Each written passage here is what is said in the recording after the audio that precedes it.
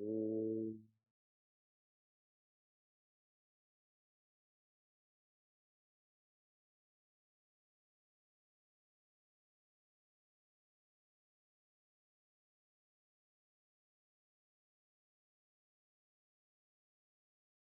Om.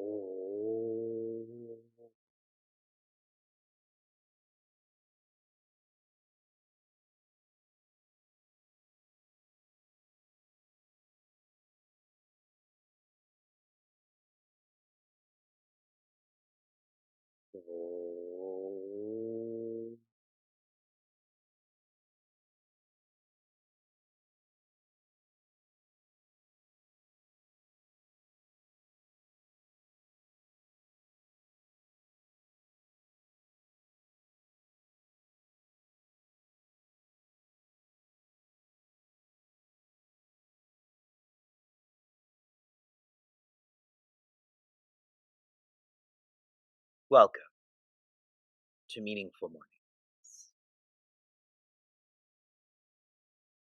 There are some communities, some Chinmay Mission centers, who are more involved with our community, with our effort. I jokingly call them super centers. Like you have super centers with Walmart, correct? Where you can get more stuff. One of these super centers is Chinmay Mission Portland. I've been going there consistently for more than a decade. This past weekend, when we celebrated the 10th anniversary of their ashram or their center, I'd shared with them the last quality of the first section of qualities that Sri Krishna shares in the Bhagavad Gita. So here's your spontaneous check. What is one of the first sections where Sri Krishna lists value after value after value? What chapter does it come in? And then zooming into this more. Good, chapter 12, right on. And what is the last quality that is shared in chapter 12? I believe this is the 26th quality, I think. It is stira, very good. Stira means to be steady or steadiness. I cannot overestimate how effective steadiness is. For anyone who's seen the movie The Karate Kid, wax on, wax off, it is that steadiness that makes that kid win. Now, for us, in meaningful mornings in our community, this is not a wax on, wax off. This is a mystical effectiveness that comes with steadiness. Even if you try to be insincere, you will change to being sincere. This is so clearly shown in the final portion of the Bhagavad Gita. Once, there's a great sadhu, a thinker, who was asked, "Have you completed the Bhagavad Gita?" And he said, "No." And the person asking the question was shocked by this, that you are someone who's committed to helping others. How have you not studied the Bhagavad Gita? And he shared in chapter 1, when it is described that Sri Krishna has come onto the battlefield, I get lost. I can't carry on because that's all I need. This is the vision. This is the purpose of the Bhagavad Gita, of our mass, to lose our individuality and to find divinity. So that seeker who gets lost in chapter 1 has completed the vision and purpose. Here is where I am cautioning you in a friendly yet forthright way, cautioning you to understand guides who don't use math. You may get lost in them, but you won't get lost in divinity. There's a shift from your ego to their ego, but you don't lose that ego. But you see, in this trust triangle, you keep losing your individuality from guide to map, map to divinity. This is the end. Not Guru, not Gita, but God. So, we are very clear about the vision, the purpose of losing one's individuality. That a guide without a map, can they even be called a guide? Swami Chinmayananda has written, recognition of the body through our abject identifications with it creates a false sense of individuality. And it is this ego that suffers and sighs. The one commandment that has been repeated all through the divine song with great insistence is renounce the ego and act. The ego is the cause for all our sense of imperfections and sorrows. To the extent we liquidate this sense of separateness and individuality, to that extent, we climb into an experience of greater perfection and joy within ourselves.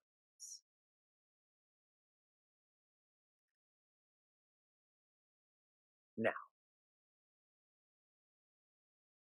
we are completing this intimate dialogue by getting into a more intimate dialogue. Swami Tejomayananda overtly shared with us this, starting in verse 63, is the most fascinating portion of the Bhagavad Gita.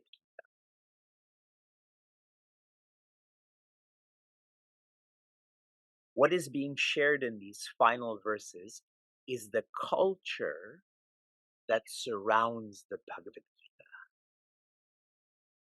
About the students and the teachers, about the transformation. Fine details are shared about all of this. And this is why I'd asked all of you to try to be ready by being vulnerable. Vulnerable in a subjective science means this is applicable. You feel this is for you. You feel moved by this. I feel that what we have done and are doing together is really surreal. Really is a casual word. I just feel surreal that we're in this intimate, fascinating dialogue. Verse 63 of chapter 18. Iti te jnanamakhyatam. Apologies. Iti te jnanam akhyatam guhyat guhyataram maya vimishyetad asheshena yatechasi tata kuru. Joy. Iti. Whenever we come across the word iti, a train of thought is completed, a chapter is completed. In this case, the entire map is being completed. They, to you. Everyone who's hearing this word, you, in a most personal sense, akyatam, I have explained, I have elaborated, I have personalized, I've reviewed, I've summarized jnana. What you need to know to be quiet and still and silent. I'm reading Pujaswami Chinmayananda's orientation towards this singular word, iti, this most fascinating dialogue. This can be considered as the closing verse of the Gita discourse on the battlefield of Kurukshetra. The word thus, or iti, is generally used in Sanskrita to indicate what we mean nowadays by the phrase, quotation closes. The Lord has ended his discourses here. The Gita Acharya has by now declared the essential features of the entire Hindu view and way of life. There is nothing more for the teacher to add. Got it. Done. Have you lost your individuality into divinity? Shri Krishna shares in the second verse. Maya, by me. Naturally, Shri Krishna is the 3G network of God, Gita, Guru. Guhya, that which is secretive. Guhya taram, the most secretive. Now, whenever we come across the word secret, we think about total access or TMZ and stuff like that. Here is the implication of this word, guhya. Shri Krishna has shared with us not insights about living, but the insight about life. Not insights about existing, but insights about existence. Not insights about aware of. I'm aware of the bird noises. I'm aware of the wet deck. I'm aware of Instagram. But rather, awareness. It is more secretive in the sense that you can't know this the way you know a bird or deck or phone. You can only be this. A subjective science. And who better to share this secret or these insights than the expression of life that is Sri Krishna? Brahman expresses as Bhagwan, infinity expresses as divinity for who? For us. For those who want to be infinite. Third quarter. Vimishya means to reflect. Tat asheshena. Vimishya etat asheshena. On all that has been shared. Reflect on this fully so you feel this fully. Again, Sri Krishna has completed sharing. So now he's putting this responsibility on us. If you don't feel this, more reflection is needed. I'm sharing some of Pujaswami Chinmayananda's writings.